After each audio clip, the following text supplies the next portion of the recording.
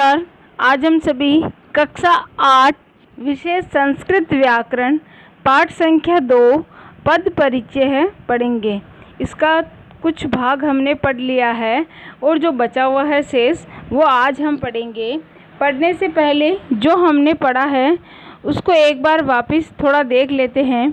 हमने सबसे पहले कुछ परिभाषाएं पढ़ी थी इसमें। जैसे सबसे पहली परिभाषा हमने शब्द के बारे में पढ़ी थी कि वर्णों का ऐसा समूह है जिसका निश्चित अर्थ होता है, वही शब्द कहलाते हैं। उसके बाद में हमने पद के भेद देखे थे कि 2 प्रकार के होते हैं, विकारी और अविकारी। विकारी शब्द तो ऐसे शब्द होते हैं जिनमें काल, लिंग, वचन, पुरुष एवं विभक्तियों के अनुसार ही विकार होता है, वे विकारी शब्द कहलाते हैं। यानी जिसमें विकार उत्पन्न होता है वो तो विकारी शब्द कहलाते हैं, और जिनमें विकार उत्पन्न नहीं होते हैं वो अविकारी शब्द कहलाते हैं।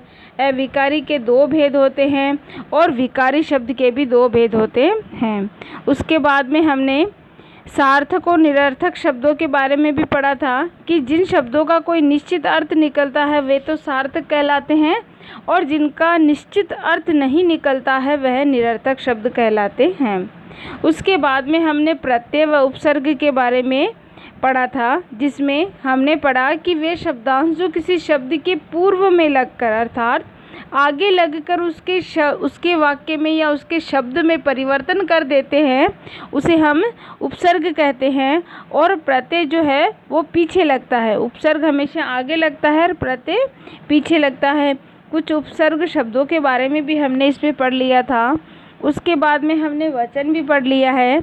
वचन हमें संख्या का बोध कराता है। वचन 3 प्रकार के होते हैं, वो भी हमने पढ़ लिया था। एक वचन, द्विवचन और बहुवचन। एक वचन, द्विवचन और बहुवचन, ये भी हमने पढ़ लिया था। उसके बाद में पुरुष जो थे, पुरुष भी हम पढ़ चुके थे। पुरुष के बारे में भी एक बार वापस यहाँ पुरुष से शुरू कर लेते हैं हम। वक्ता, श्रोता।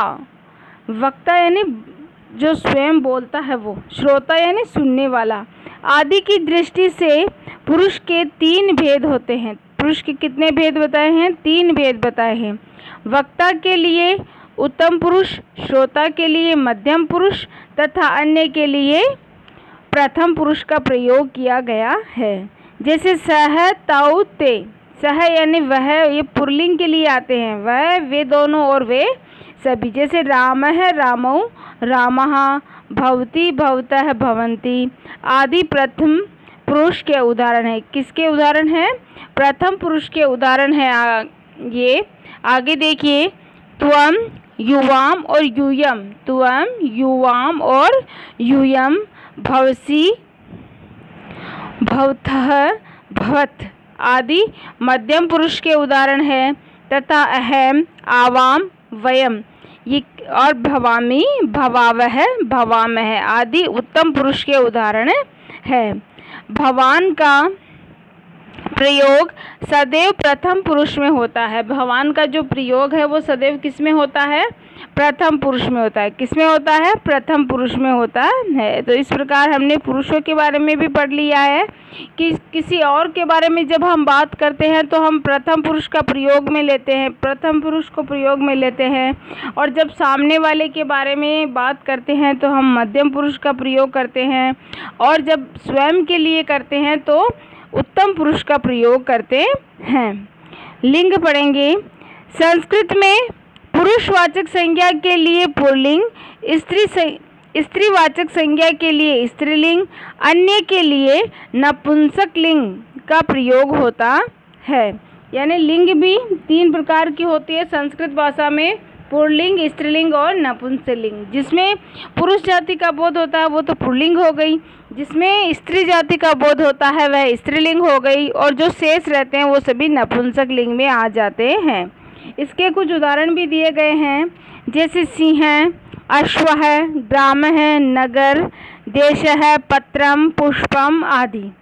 संज्ञा के 3 भेद होते हैं। संज्ञा के कितने भेद बताए गए हैं? 3 भेद बताए गए हैं संज्ञा के इसमें। जैसे व्यक्तिवाचक संज्ञा, जातिवाचक संज्ञा और भाववाचक संज्ञा, यानी व्यक्तिवाचक, जातिवाचक और भाववाचक संज्ञा बताई गई है। सॉरी, हम लिंग पढ़ रहे थे। हमने लिंग में पढ़ा कि लिंग 3 प्रकार के होते हैं और लिंग के हमने भेद भी देख लिए कि लिंग के जो भेद होते हैं वो 3 होते हैं, पुल्लिंग, स्त्रीलिंग और नपुंसक लिंग। ये भी हमने पढ़ लिया है। पुल्लिंग में पुरुष जाति का बोध होता है, स्त्रीलिंग में स्त्री जाति का बोध होता है, और जो बच जाते हैं वो सभी किस में आ जाते हैं? नपुंसक लिंग में आ जाते हैं। किस में आ जाते हैं? नपुंसक लिंग में आ जाते हैं। अब इसके बाद में कुछ उदाहरण दिए गए हैं लिंग के, वो हम यहाँ पढ़ेंगे। जैसे कि रामः, भ्राता, सह, ताऊ, ते आदि पुल्लिंग है। ये सभी क्या है? पुल्लिंग है। और देवी, सुता, लता, माता, सा, ते, ताहा आदि क्या है? ये स्त्रीलिंग के उदाहरण है। तो पुल्लिंग के भी उदाहरण दिए गए हैं और स्त्रीलिंग के भी उदाहरण दिए गए हैं। अब हम संज्ञा के बारे में पढ़ेंगे। इसमें संज्ञा पद किसी व्यक्ति, पशु, पक्षी, वस्तु या स्थान के नाम वाले शब्दों को संज्ञा पद कहा जाता है। अब संज्ञा पद किसे कहते हैं? संज्ञा पद के लिए बताया गया है कि किसी व्यक्ति, कोई भी व्यक्ति हो सकता है, जैसे व्यक्ति लड़का भी हो सकता है, लड़की भी हो सकती है, कोई भी हो सकता है व्यक्ति में। पशु पक्षी भी कोई से भी हो सकते हैं, वस्तु कुछ भी, बस कोई सी भी वस्तु हो सकती है, स्थान भी कोई सा भी हो सकता है। तो परिभाषा किस प्रकार बताई गई है कि किसी व्यक्ति, पशु, पक्षी, वस्तु या स्थान के नाम वाले शब्दों को संज्ञा पद कहा जाता है। क्या कहा जाता है? संज्ञा पद कहा जाता है। यथा, जैसे बालक है, सोहन है, हरिहि, मयूर है, सिंह है, अश्व है, ग्राम है, नगर, देश है, पत्रम, पुष्पम आदि। ये सभी संज्ञा के उदाहरण हैं। संज्ञा के जो भेद है वह 3 बताए गए हैं। संज्ञा के कितने भेद बताए गए हैं? 3 भेद बताए गए हैं। कौन कौन से बताए गए हैं? व्यक्तिवाचक, जातिवाचक और भाववाचक। संज्ञा के 3 भेद बताए गए हैं, व्यक्तिवाचक, जातिवाचक और भाववाचक। सर्वनाम पढ़ेंगे। संज्ञा के स्थान पर या जो शब्द संज्ञा के स्थान पर प्रयुक्त होते हैं वे सर्वनाम पद कहलाते हैं। कि संज्ञा के स्थान पर जिन शब्दों का प्रयोग हम करते हैं वही क्या कहलाते हैं? सर्वनाम कहलाते हैं। जैसे इसके उदाहरण भी दिए गए हैं, जैसे अहम, त्वम, सह, सा, यत्, सर्व आदि। एवं इनके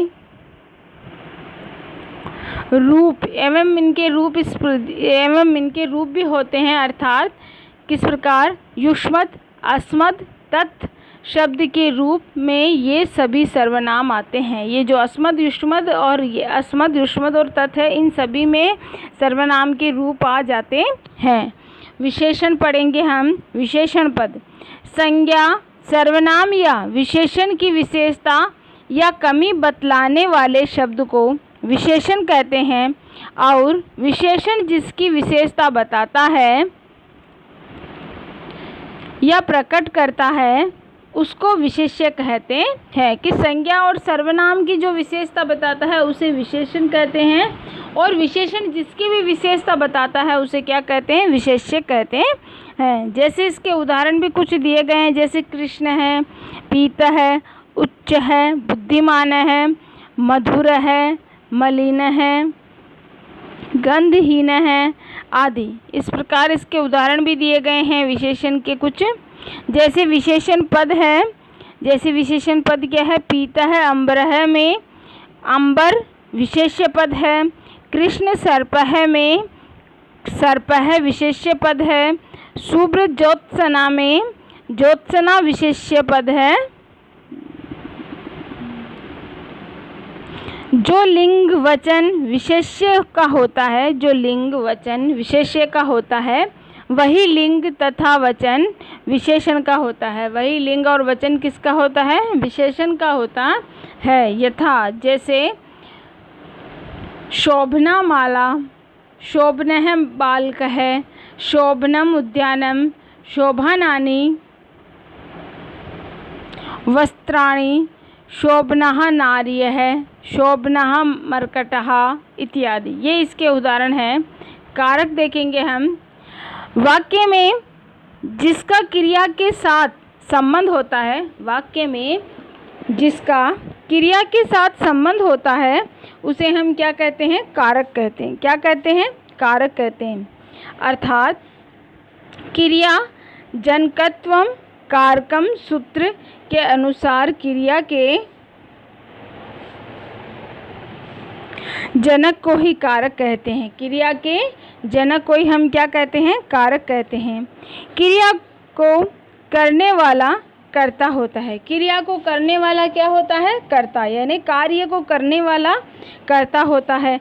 और कार्य का फल यानी जिसका कार्य का प्रभाव जिसके ऊपर पड़ता है वो क्या कहलाता है? कर्म। अर्थात क्रिया का जिस पर प्रभाव पड़े वह कर्म। और जिसकी सहायता से क्रिया संपन्न होती है, जिसकी सहायता से क्रिया संपन्न होती है वह करण कारक कहलाता है। क्या कहलाता है? करण कारक। और जिसके लिए कार्य या क्रिया की जाती है वह क्या है? संप्रदान। क्या है? संप्रदान। और क्रिया जिससे अलग हो जाती है, जहाँ अलग होने का भाव उत्पन्न हो जाता है वहाँ अपादान कारक आते हैं। और दो पदों के संबंध को बताने वाली जो क्रिया होती है वो संबंधवाचक, जिसमें हमें संबंध का पता चलता है वो संबंधवाचक क्रिया होती है। और जिस स्थान पर हो अर्थात क्रिया के आधार को ही हम क्या कहेंगे? अधिकरण कहेंगे। क्या कहेंगे? अधिकरण कहेंगे। विशेष है संबंध को व्याकरण में कारक न मानकर षष्ठी विभक्ति माना जाता है। संबंध जो कारक होता है उसको कारक नहीं मानकर षष्ठी विभक्ति माना जाता है। संबोधन को भी कारक नहीं माना जाता है। संबोधन है उसको भी हम कारक, संबोधन को भी कारक नहीं माना जाता है। लकार है। क्रियापदों को काल या समय तथा भावों की दृष्टि से 10 भागों में बांटा गया है जिन्हें लकार कहते हैं। जिन्हें क्या कहते हैं? हम लकार कहते हैं। वर्तमान काल में या वर्तमान काल के लिए लट लकार। वर्तमान काल के लिए कौन सा लकार होता है? लट लकार। भूतकाल के लिए लंग लकार तथा भविष्य काल के लिए लिट लकार का प्रयोग होता है। लट लकार की प्रथम पुरुष की क्रियाओं में स्मय का प्रयोग करके भूतकाल की क्रिया बनाई जाती है। जैसे पठती स्मय पढ़ा, पठतः स्मय 2 पढ़े, पठन्ति स्मय सब पढ़े।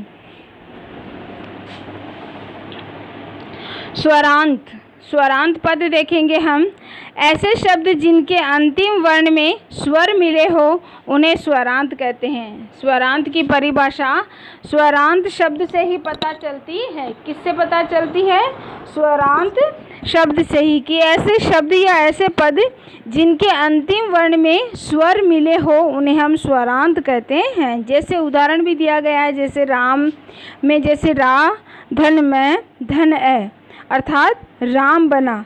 तो राम शब्द के अंतिम वर्ण में मैं में ए स्वर मिला हुआ है। अंतिम वर्ण में मैं में ए स्वर मिला हुआ है, अतः राम शब्द स्वरांत है। राम शब्द क्या है? स्वरांत है। स्वरांत पदों को एजंत यानी अच धन अंत कहा जाता है। इसके अंतर्गत अंतिम वर्ण में ए स्वर मिला हुआ है, अतः राम शब्द क्या है?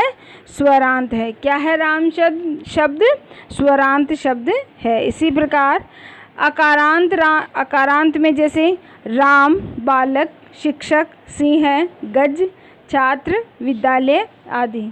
इसी प्रकार आकारांत में लता, माला, सुधा, गीता, सरिता आदि। इसी प्रकार इकारांत में हरि, कवि, मति, विधि, निधि आदि। इसी प्रकार ईकारांत में नदी, मही, धात्री, पृथ्वी, लक्ष्मी, स्त्री, सुधी आदि। इसी प्रकार ऊकारांत में गुरु, जानु, साधु, विधु, मधुर आदि। इसी प्रकार ऊकारांत में वधु, चमु, श्वश्रु आदि। व्यंजनात् पद, अब व्यंजनात् स्वरांत पद पढ़ लिए, अब व्यंजनात् पद पढ़ेंगे हम। ऐसे शब्द जिनके अंत में व्यंजन होता है। अब इसमें पहले स्वरांत में तो स्वर होता है और व्यंजनात् में व्यंजन होता है। तो इसमें क्या बताया है कि ऐसे शब्द जिनके अंत में व्यंजन होता है उन्हें व्यंजनात् अथवा हलंत कहा जाता है। क्या कहा जाता है? व्यंजनात् अथवा हलंत कहा जाता है। जैसे वाच यानी वाणी शब्द, इसके अंत में स्वर नहीं है। वाणी शब्द है, वाच है जो शब्द है उसके अंत में स्वर नहीं है, अतः इस पद को चांत या चकारांत कहा जाता है। चांत या क्या कहा जाता है? चकारांत कहा जाता है। व्यंजनात् के अंतर्गत चकारांत, सकारांत, शकारांत, शकरांत, जकारांत, तकारांत, नकारांत, दकारांत, धकारांत, हकारांत आदि शब्द होते हैं। इस प्रकार अपने पाठ पूर्ण हो चुका है। अब हम इसके अभ्यास प्रश्न करेंगे। क्या करेंगे? अभ्यास प्रश्न करेंगे। अधोलिखित पदेषु धातूनि पृथक् कृत्वा लिखत, यानी कि निम्नलिखित पदों में से धातुओं को पृथक यानी अलग करके लिखना है। जो धातु होते हैं उनको हमें अलग करके लिखना है। कुछ शब्द हमें यहाँ दिए गए हैं, उनमें से ही हम धातु को छांटेंगे। जैसे कि देखिए सभी, जैसे राम, रामः, रम, रमते, देव, देवः, दिव, द्विप्ति, सिंह, भू, भावः, भवति, पठ, पाठः, पठसि, हस, हासः, हसति। इसमें से हमें क्या करना है? धातु शब्द जो है धातु उनको हम छाटेंगे। तो यहाँ दिया गया है धातु, जैसे रम, दिव, सिंह, पठ, हस। ये क्या है? ये धातु है। क्या है? धातु है इसमें। आगे देखिए, अधोलिखितेषु पदेषु विशेषण पदानि पृथक् कृत्वा लिखत, यानी निम्नलिखित पदों में से विशेषण पदों को अलग करके लिखना है। किसको अलग करके लिखना है? विशेषण पदों को हमें अलग करके लिखना है। जैसे सरल है, वृक्ष है, सुंदरी, छाया, पवित्रम, वस्त्रम, योग्य है, लेखक है, निपुण है, हार्दिक है, धन्यवाद है, निवेदनम, निष्ठा। अब इसमें से हमें विशेषण शब्दों को छांटना है। किनको छांटना है? हमें विशेषण शब्दों को छांटना है। तो इसका उत्तर इस प्रकार होगा, सरल है, सुंदरी, पवित्रम, योग्य है, निपुण, हार्दिक है। ये जो शब्द है ये क्या है? विशेषण है। क्या है? विशेषण है। क्या है? विशेषण है। अधोलिखितान विकारी पद शब्दान पृथक् कृत्वा लिखित, इसमें से हमें क्या करना है? विकारी जो शब्द है उनको हमें अलग करके लिखना है। क्या करना है? विकारी शब्दों को अलग करके लिखना है। जैसे उप, प्र, औ, अधः, पश्चात, राम, लता, गो, कृष्ण, भवती। इनमें से जो सही है वो हम छांट के लिखेंगे, जैसे नीचे बताया गया है। जैसे राम, लता, गो, कृष्ण, भवती। ये शब्द क्या है? ये शब्द है अपने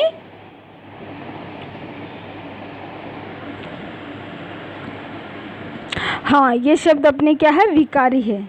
प्रश्न संख्या 4 देखिए, अधोलिखितान क्रियापदान पृथक् कृत्वा लिखन, क्रिया के जो पद होते हैं उनको हमें अलग करके लिखना है। जैसे भवन्ति, सन्ति, भाषाः, भाषते, पीडयन्ति, दुखानि। अब इसमें से हमें क्रियापद छांटने हैं। क्या करना है? क्रियापद छांटने हैं। तो भवन्ति, सन्ति, भाषते, पीडयन्ति, ये क्रियापद हो गए। प्रश्न संख्या 5 देखिए सभी, अधोलिखितान उपसर्गान पृथक् कृत्वा लिखत, नीचे दिए गए में से हमें उपसर्ग छांट के लिखने हैं। जैसे तुष्णीम, अधः, पश्चात, ऊपरी, औ, प्र, क्री, नी, शी, आ, वी। इसमें से हमें उपसर्ग छांट के लिखना है। क्या करना है? उपसर्ग। तो उपसर्ग इस प्रकार लिख सकते हैं, जैसे हम आउ, प्र, आ और वी। आउ, प्र, आ और वी क्या है? उपसर्ग है। आगे देखिए, अधोलिखितान सुबंत पदान पृथक कृत्वा लिखत। नीचे दिए गए में से हमें सुबंत जो पद होते हैं उनको छांट कर लिखने हैं। जैसे रामः, देवः भवन्ति, पठामः, गायामः गीतानि। अब इनमें से जो सही रहेगा वो हम लिखेंगे। जैसे रामः, देवः, गीतानि, ये जो शब्द है ये सही है। प्रश्न संख्या 7 देखिए, अधोलिखितान पदान पृथक कृत्वा लिखित, यानी निम्नलिखित में से पदों को अलग करके लिखना है, पदों को पृथक करके लिखना है। जैसे चरण, पद, पदानी, वद, वदामः, हस, हसन्ति। तो इसका उत्तर इस प्रकार होगा, पदानी वदामः हसन्ति, पदानी वदामः हसन्ति। प्रश्न संख्या 8 देखिए सभी, अधोलिखितान लिट् लकारस्य क्रियापदान पृथक कृत्वा लिखत, यानी इसमें कहा गया है निम्नलिखित में से लट लकार के क्रियापदों को पृथक करके